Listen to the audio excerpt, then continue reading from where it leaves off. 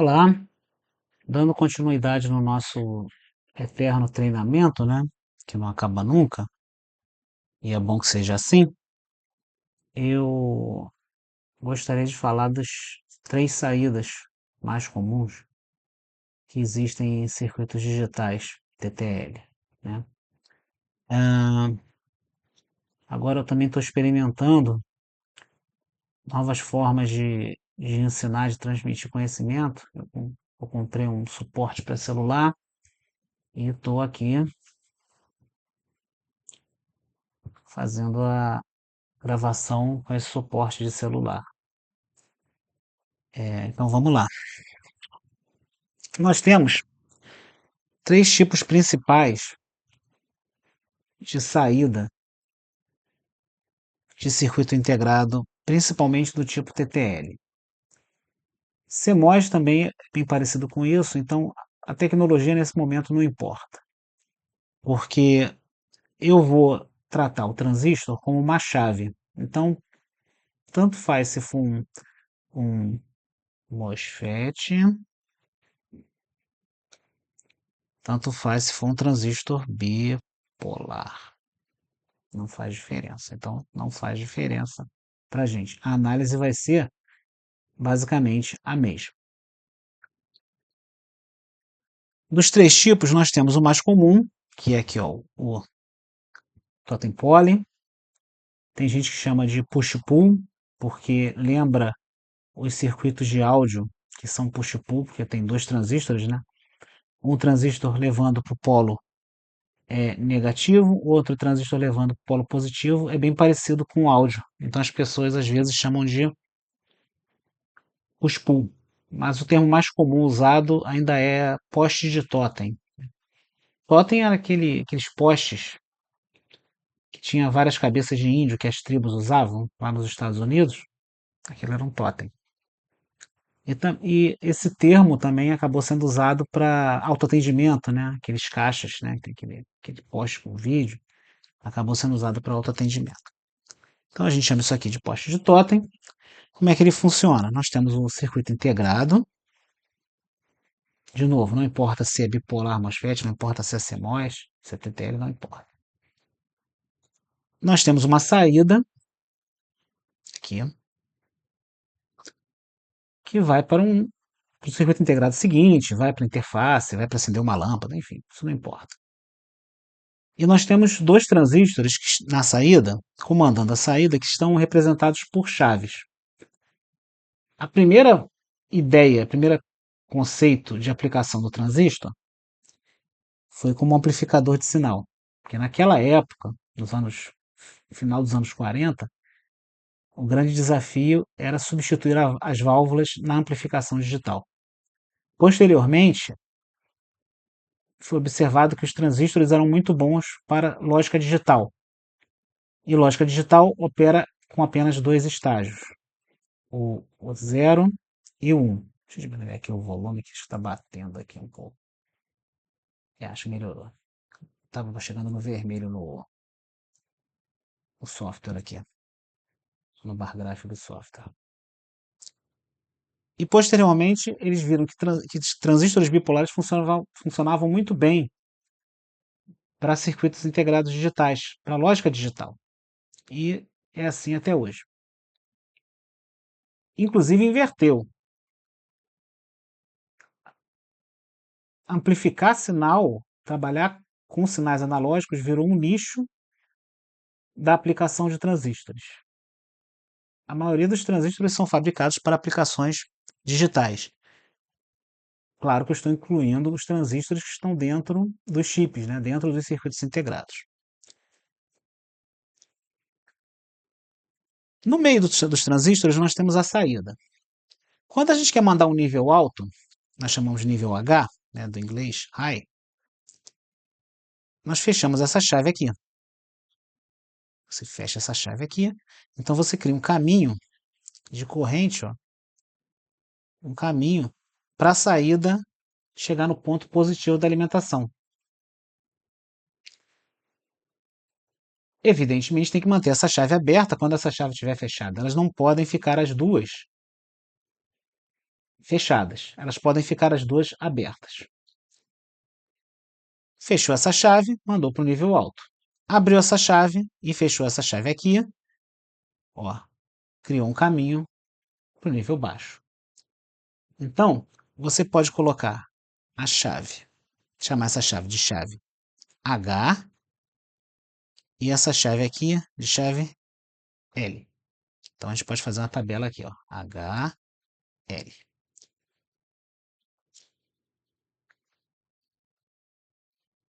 E aqui, vou chamar de saída, out. Quando o H estiver aberta e L estiver aberta, você não tem nada. Então, vou ter uma interrogação aqui. Quando o H estiver fechada e L estiver aberta, H fechada, vai surgir um caminho para o H. Então, a saída vai para o nível alto. Da mesma forma, quando o H estiver aberta e L estiver fechada, você vai ter esse caminho aqui para o nível baixo. Então, você vai ter o nível baixo. Deixa eu subir aqui um pouquinho. O quarto caso seria a chave H fechada e a chave L fechada. Nesse caso, vai ter uma forte corrente, ó, para cá, ó. Uma forte corrente aqui, ó. Vai ter uma forte corrente. Curto-circuitando positivo, opa, aqui. Vai ter uma forte corrente aqui, curto-circuitando positivo com negativo. Então, esse estado é proibido. Então, essa é a base da configuração totem pole, poste de totem. A segunda configuração é a, deixa eu baixar aqui, Open Collector. No Open Collector você só tem uma chave, só tem um transistor, que é o transistor que liga ao L. Então você só tem o transistor L. Ora, se você só tem o transistor L, você tem realmente um caminho para o nível baixo. Porém, você não tem um caminho para o nível alto. Então você tem que colocar o quê? Um resistor externo. Ó, aqui é o limite do CI, tá vendo? Canhoto é fogo. Aqui é o limite do CI, do circuito integrado. Externamente, você tem que colocar o quê? Um resistor para permitir que quando essa chave aqui abra, crie um caminho da saída para a linha positiva. Ok? Qual é a vantagem do Open Collector? A principal vantagem do Open Collector é que aqui, você repara que o circuito aqui está sendo alimentado com 5 volts, mas a saída não está com 5 volts. Tem circuito integrado Open Collector que você pode ter nesse ponto aqui da saída, ó, nesse ponto aqui, 30 volts. Você pode colocar uma alimentação, ó, de mais 30 volts. Então ele é muito bom para você fazer interfaceamento, para acionar e interfacear com entradas que não são padrão 5 volts. Essa é a grande vantagem. A outra vantagem do Open Collector é que você pode, deixa eu desenhar aqui, imagina que você tem dois dispositivos, o dispositivo 1 é um dispositivo de saída. E você tem um outro dispositivo, é um dispositivo 2, também de saída.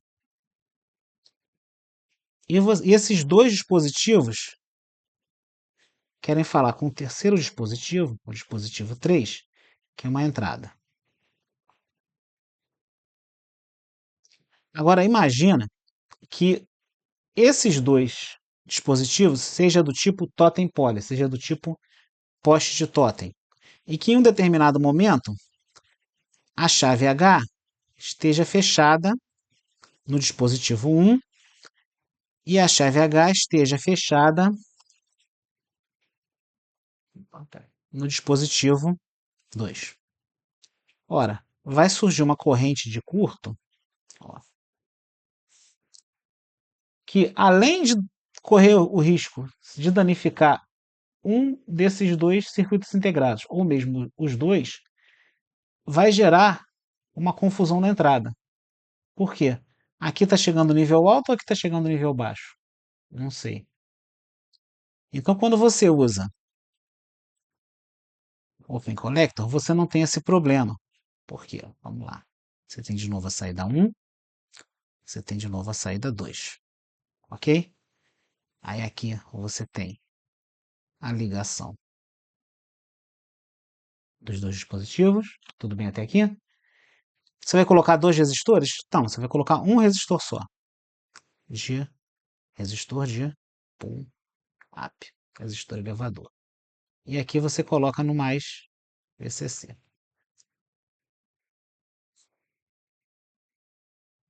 Aqui você tem a 3, que é input. Agora, suponha que aconteça esse caso. Aqui, queira enviar um nível 1. Enviar o nível 1 é a chave aberta. Porque o nível 1 é feito por esse resistor aqui de pull-up. E o nível 2 vai estar. Quem era mandar. O dispositivo 2 queira mandar um nível 0, um nível baixo. Então você vai ter isso aqui. Existe curto? Não. Então, isso é são as duas grandes vantagens da configuração Open Collector. Você pode ter vários dispositivos acionando uma entrada, desde que todos eles sejam do tipo Open Collector, e você pode trabalhar com tensões mais altas.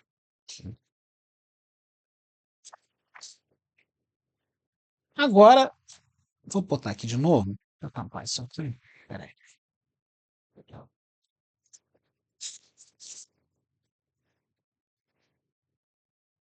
Lembra da tabelinha que a gente fez aqui? Repara que o primeiro caso, quando as duas saídas estiverem abertas, o resultado na entrada vai ser, o resultado na saída vai ser imprevisível. Por quê? É como se você desligasse o circuito integrado do circuito. Você fez isso aqui, ó. É como se esse circuito integrado fosse sacado da placa. Ele não existe. Por quê? Porque as duas chaves estão abertas, então aqui o sinal morre aqui. Não tem nem com nível alto, nem com nível baixo. Essa terceira condição é chamada de autoimpedância, aparece escrito como HI-Z, HI-Z,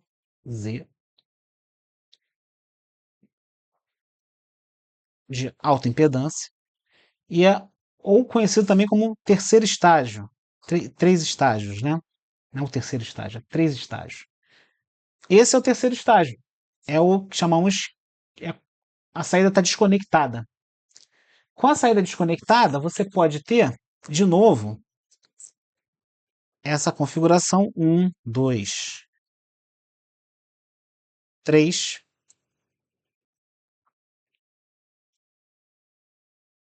sem nenhum problema. Desde que, quando um dispositivo esteja conversando com a entrada, com essa entrada 3, o outro esteja em alta impedância. Essa é a vantagem que você pode ter com o dispositivo de alta impedância. Agora vamos ver como é que isso funciona na prática. Você tem aqui o microprocessador, né? No caso da Taito, é um microprocessador 8080, como nós já sabemos, né? Modelo simplificado, né? Você tem uma saída de endereço, ó. A saída tipo A0, por exemplo. Primeiro bit de endereço, A0. Esse primeiro bit de endereço, ele vai, ou melhor, dado, um bit de dado, por exemplo, D7, por exemplo, sétimo bit de dado. Ele vai para a memória RAM e o mesmo bit de dados vai para EEPROM. Se o microprocessador quiser ler ou escrever um dado, ele vai aonde? Na RAM. Então, é esse fluxo aqui. Se o microprocessador quer ler o programa que está armazenado na EPROM, o fluxo de informação é esse. Então, a EPROM e a RAM, no fundo, são dispositivos com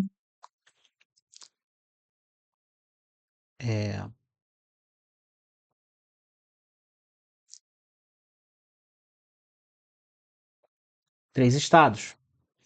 Quando você quer ler o programa na EPROM, esse terminal aqui da RAM é desligado. Quando você quer escrever um dado na RAM, esse terminal aqui é desligado. É como se você tivesse tirado a EPROM da placa. Do mesmo modo, quando você quer escrever alguma coisa na EPROM, na RAM, esse dado aqui é desabilitado, você tira da placa. Como se tivesse tirado da placa. Então, você com um barramento de dados, você pode acessar vários dispositivos. Então, essa é a vantagem do free state, da alta impedância.